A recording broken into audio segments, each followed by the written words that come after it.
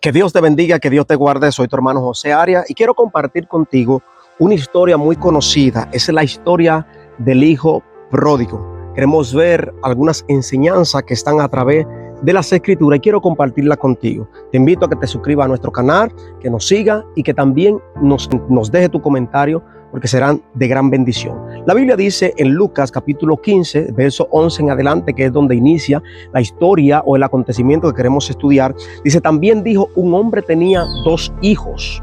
El menor de ellos dijo a su padre: Padre, dame la parte de los bienes que me corresponden. Y él les repartió los bienes. No muchos días después, juntándolo todo, el hijo menor se fue lejos a una provincia apartada y allí desperdició sus bienes viviendo perdidamente, dice la Biblia. Y cuando todo lo hubo malgastado, vino un gran hambre en aquella provincia y comenzó a faltarle.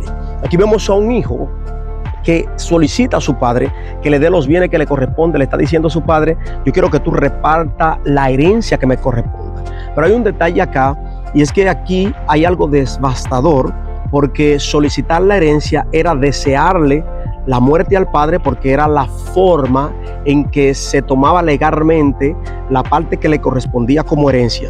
Segundo punto, aparte de solicitar, aunque no con palabra, la muerte del padre, también está dando una vergüenza pública, porque en aquellos tiempos había un nivel de honra sobre los ancianos, sobre los padres, que era de verdad de mucha relevancia. Al este hijo solicitar esa parte de los bienes que le correspondían públicamente delante de la sociedad, estaba dejando en vergüenza a su padre. No puso objeción. La Biblia dice que le repartió los bienes que le correspondía, y dice que entonces él empezó a vivir en una ciudad lejana, perdida.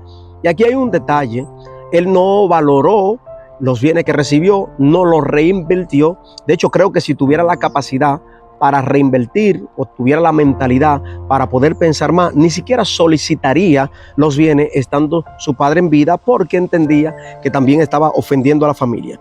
Dice que juntándole todo, el menor se fue lejos a una ciudad apartada y allí desperdició sus bienes viviendo perdidamente. Yo estoy seguro que encontró muchos amigos, estoy seguro que encontró muchas personas que cuando vieron los bienes que tenía, cuando vieron lo que podían sacar de él, se le acercaron y empezaron a malgastar junto con él. Lo que hay un dicho que dice acá en Santo Domingo, República Dominicana: lo que nada nos cuesta, hagámosles fiesta. Pero dice la palabra del Señor: y cuando todo lo hubo malgastado, vino una gran hambre en aquella provincia y comenzó a faltar. Ahora, en la provincia, que fue la comunidad, vino una gran hambre. Y se entiende que todos los de la provincia empezó a faltar también, porque no dice que le vino el hambre a él, sino que vino una escasez sobre la ciudad.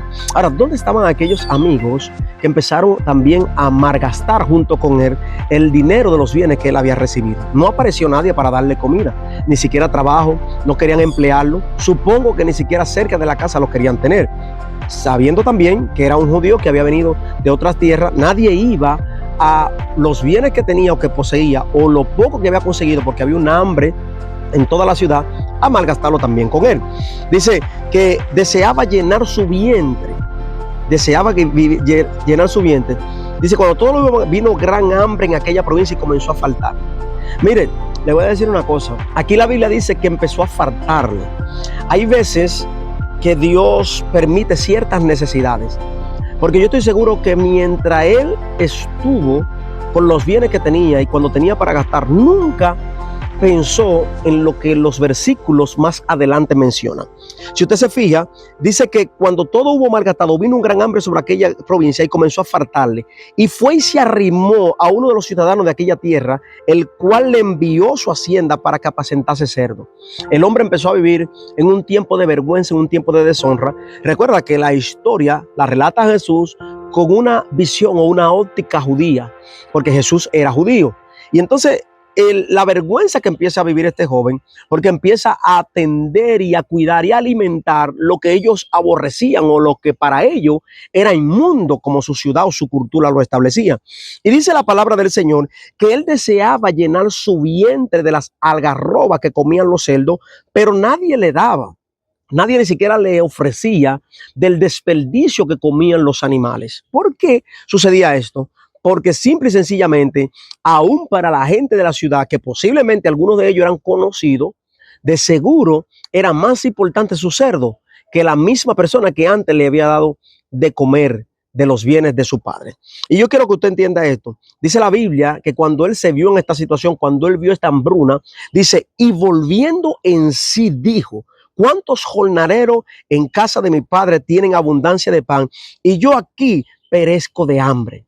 Fíjense el detalle del verso 17, dice el verso 17, y volviendo en sí. O sea, hubo un arrepentimiento, hubo una consideración del mal que se había hecho. Pero si usted lee el verso 16, dice, deseaba llenar su vientre de las algarrobas que comía, pero nadie le daba. Dios cerró la puerta de la gente. Dios cerró el corazón de las personas que podían darle, que podían sustentarle. Porque a veces Dios va a permitir ciertas necesidades para que tú vuelvas en sí. Hay ciertos procesos que te hacen volver a la realidad y reconocer quién es el Dios que tú sirves. Dice que él dijo, me levantaré e iré a mi padre y le diré, Padre, he pecado contra el cielo y contra ti. El verso 18 hace una reflexión que sale de su propia boca, de sus propios labios, de su propio corazón, y es enteramente espiritual, es enteramente profunda, pero esa reflexión no vino antes de la necesidad, llegó primero. Y luego vino la reflexión de él y dijo, ya no soy digno de ser llamado tu hijo, hazme como uno de estos jornaleros. Aquí viene la humillación. Y es que para poder encontrar la exaltación de Dios, para poder encontrarnos con el Dios que hemos dejado, necesitamos humillarnos y reconocer nuestra condición como la reconoció este joven. Y dijo, y levantándose, no soy digno de ser llamado uno de tus hijos, hazme como uno de los jornaleros. Y dice, y levantándose, escuche este accionar, tienes que levantarte, necesitas tomar una acción, no puedes solamente quedarte en la confesión, no puedes solamente quedarte en el decir, en el dicho, tienes que accionar. Dice, y levantándose vino a su padre. Se levantó y vino. La acción la hizo él. El padre lo estaba esperando. Y cuando aún estaba lejos, dice la Biblia, lo vio su padre y fue movido a misericordia y corrió y se echó sobre su cuello y le besó. Yo quiero que aquí en este verso que está en el verso 20, dice la Biblia que su padre corrió. O sea, su padre al estarlo esperando constantemente se da cuenta de que el hijo viene de camino. Me imagino que aquí estaba la preocupación, la tensión, el deseo de que del padre que regresara a su hijo. Y la Biblia dice que cuando él lo vio, se entiende que primero quien le vio es el padre. Dice que corrió y se echó sobre sus hombros y le besó. Y yo quiero que usted entienda algo. El padre cayó en algo que le llamamos baja. El padre se humilló. ¿Por qué? Porque no era digno, ni era de buena estima, ni buena vista delante de los hombres que un patriarca de una casa corriera. Señores, este simple detalle de que el padre corrió refleja que el padre no le importó su condición, no le importó su estatus social para correr y abrazar a su hijo y besarle.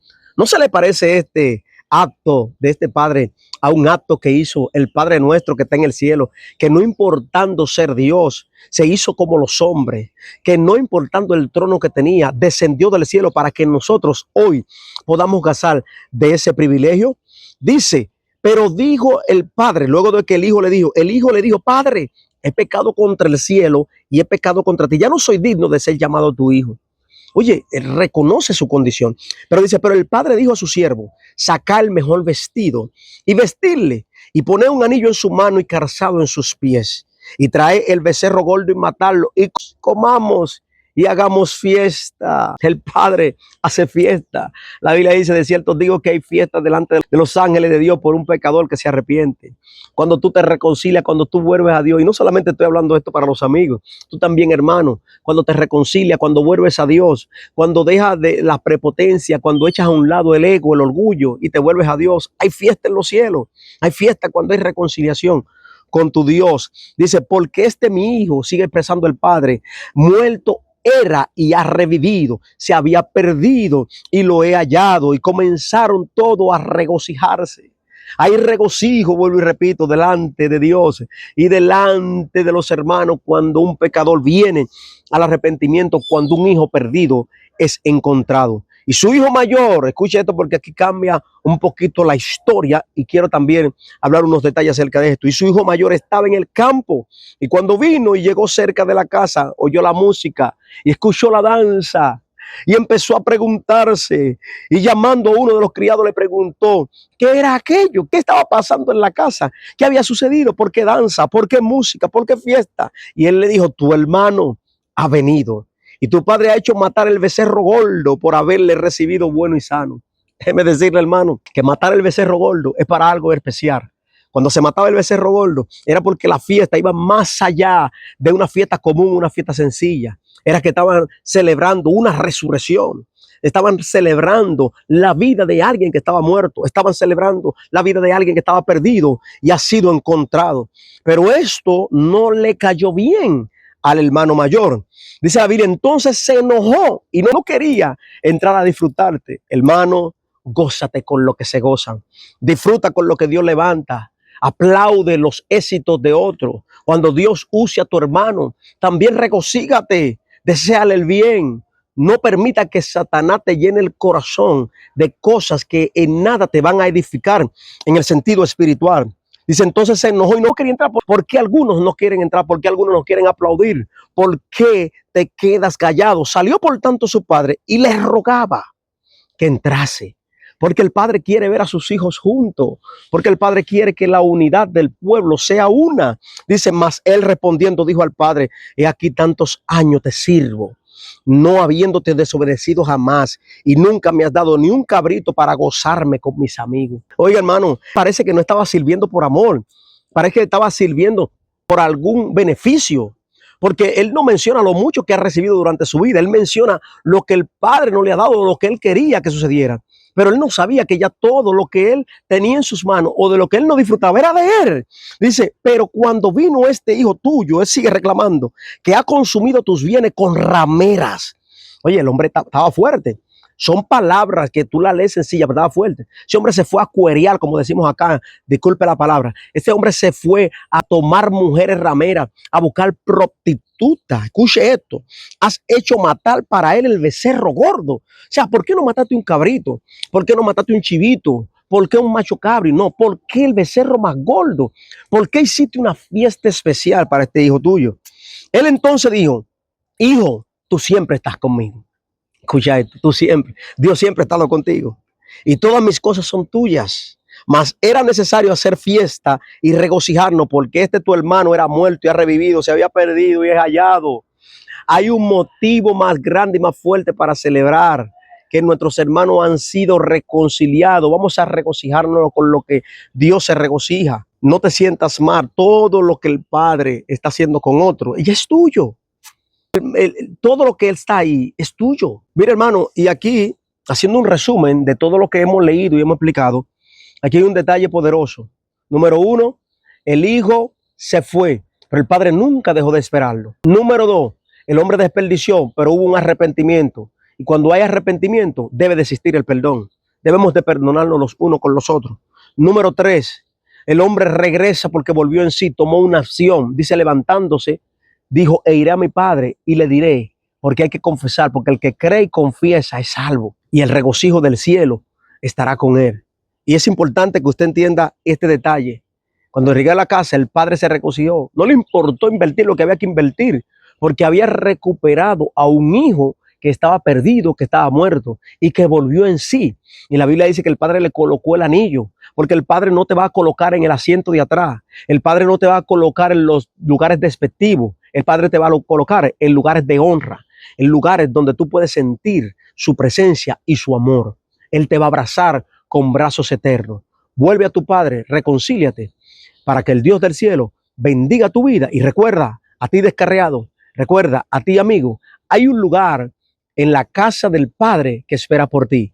Pero no solamente eso, hay un Padre que quiere abrazarte y besarte como besó a este que estaba descarriado y apartado, que estaba muerto, pero que revivió. Que Dios te bendiga y Dios te guarde. Déjame tu comentario acá en la parte de abajo, déjame tu comentario, déjame tu punto de vista. Quiero que desarrolle conmigo y también quiero dejarte también la interrogante de qué tema quiere que tratemos más adelante. ¿Qué otra historia te gustaría que compartamos? ¿Qué otra historia te gustaría hablar? ¿Y tú qué harías? ¿Crees que aquel hermano que se quedó en la casa es mejor que el que se fue? ¿O crees tú que hay personas que estando dentro de la iglesia no sirven por amor, sino que sirven por interés? ¿Crees tú que los dos estaban descarriados? ¿O crees tú que solamente el que se fue, el menor, era el que estaba descarriado? Te dejo como tarea. Cuéntame en los comentarios cuál estuvo mejor en cuanto a actitud del hijo pródigo al hijo que se quedó en la casa. Dios te bendiga y Dios te guarde y síguenos para seguir compartiendo la palabra de Dios. Dios te bendiga.